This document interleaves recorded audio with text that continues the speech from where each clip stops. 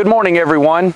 Out here on beautiful number 1 again, and today's lesson is bunker repair. After you've hit a bunker shot, how we're going to enter the bunker, how we're going to rake the bunker, and how we're going to exit the bunker, and very importantly, how we're going to place or where we're going to place the rake after we exit the bunker.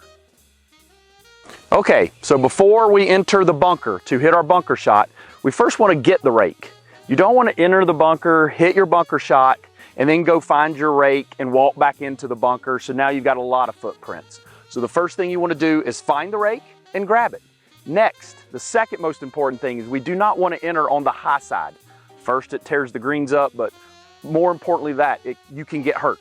Watch people step off a high side, foot slips in the sand. Now we've got some injuries that we do not need. So you always want to enter on the low side of a bunker and then proceed to your divot.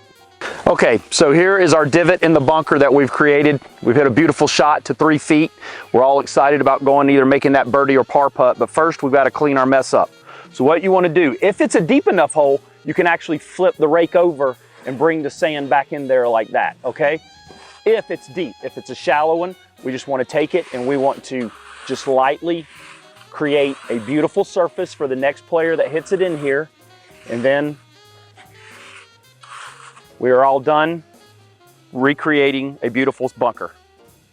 Okay, now it's time to exit the bunker. Again, we've created footprints and we want to leave the bunker in a great spot for the next one. So as we come out of the bunker, we want to try to keep our footprint smooth. Just recreate this. That's again why we want to enter the low side. Clean up your footprints. And now we're ready to go make our par or birdie putt. Okay, an important question we get is how do we place our rake after we've gotten done raking it, okay? Every golf course is different. Here, our superintendent likes to see that the rake is placed back in the bunker with the handle leaned up that way.